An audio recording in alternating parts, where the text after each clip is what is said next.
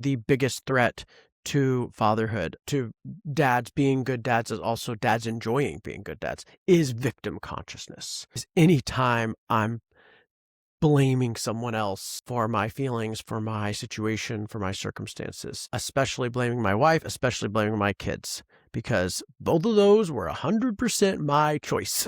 I chose this partner and knowing exactly who she was when I married her. And I chose to have kids knowing that they were going to be hard. That kids are not, you print them out of a printer and suddenly they're a doctor. I knew kids were going to be hard. I was hard as a kid. I knew exactly who I was marrying and what I was going to get from that relationship. So anytime that I play a victim to that circumstance is my own shadow, right? It's my own problematic thinking, as if I didn't choose this, as if I'm being punished, as if it's unfair. Why do I have to do this? Why are the kids got to be like this? And why doesn't she appreciate me? And well, how could she not do the blah, blah, blah? Anything I'm blaming her for, I could guarantee you I knew when we got married had already happened before and was going to happen again.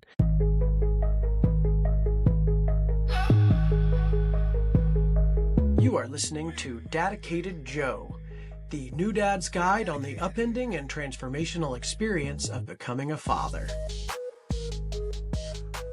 Hey dads, I had this major epiphany about appreciation because I have spent a lot of time, and I hear a lot of dads feeling unappreciated by their families. We do so much, we work so hard, we try to contribute at home, we try to love on our wife, we try to be a great dad, all this work and effort we put in. And damn it if our partner's response isn't usually some form of criticism, not appreciation for all that we did do, but the one thing we missed, the one thing we lacked, right? Not that I did the dishes and made her breakfast and got our daughter ready for school and I'm getting ready for work, but you left coffee on the counter. I'm so grateful for everything you did this morning, baby. I would also love if you could clean up this coffee on the counter, right? No, it's just, you left coffee on the counter. This is just one of many examples, but it's such a small, petty one that I think it's a really useful one. The epiphany I had in talking with other men about this spot, because a lot of men feel this way, is I think that the only time we feel unappreciated, if a dad feels unappreciated, it is because we are sacrificing ourselves. We are serving and doing things that we don't really want to be doing, that we don't feel are the right thing for us to do. We're sort of actually giving, not even that we're giving too much because there's so much our family needs, but that we're giving from a place of like obligation, from a place of pressure.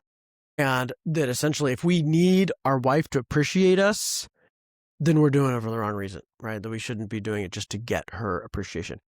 If I do something joyful, if I'm joyfully serving my wife, if I'm, making her breakfast, I'm excited, I'm making the things and getting all the stuff and I bring it to her and I watch her enjoy it and I see her enjoying that breakfast. That's all I need, right? If I'm giving from that true place, I don't need her to say, I really appreciate you for making me breakfast. Seeing her enjoy it is enough, right? Maybe she'll appreciate me anyway, but like, that's not the point.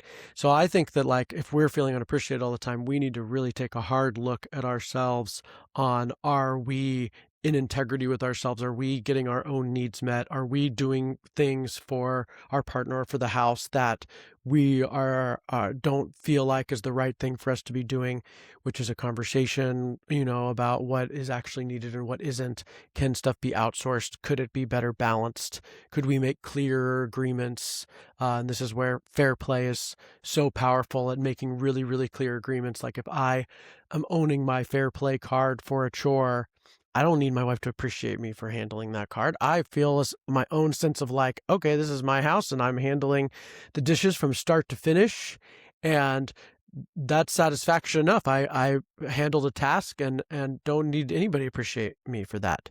Certainly moms don't get near the appreciation they should get for everything they do either, but a lot of the service they do is from the heart, from a place of love, and they don't, they don't need us or their kid to say, "Oh, I appreciate you." If they get some, they like it.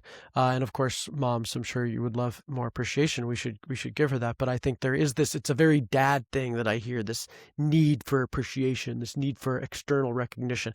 And I think that's because we're self-sacrificing a bunch. Another real trap that comes with self-sacrificing is victim mentality.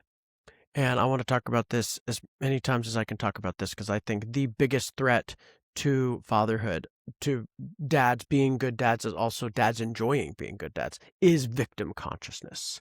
Is anytime I'm blaming someone else for my feelings, for my situation, for my circumstances, especially blaming my wife, especially blaming my kids, because both of those were 100% my choice. I chose this partner and knowing exactly who she was when I married her. And I chose to have kids knowing that they were going to be hard. That kids are not, you print them out of a printer and suddenly they're a doctor, right? Like there's no question. I knew kids were going to be hard. I was hard as a kid. I knew exactly who I was marrying and what I was going to get from that relationship. So anytime that I play a victim to that circumstance is my own shadow, right? It's my own problematic thinking, as if I didn't choose this, as if I'm being punished, as if it's unfair. Why do I have to do this? Why do the kids got to be like this? And why doesn't she appreciate me? And well, how could she not? Blah blah blah. Anything I'm blaming her for, I could guarantee you, I knew when we got married, was had already happened before and was going to happen again. And that there's always some way for me to get my needs met. I committed when I married her to get my needs met with this particular person, knowing whatever shortfalls she may have. And I committed to get my needs met when I chose to have those kids.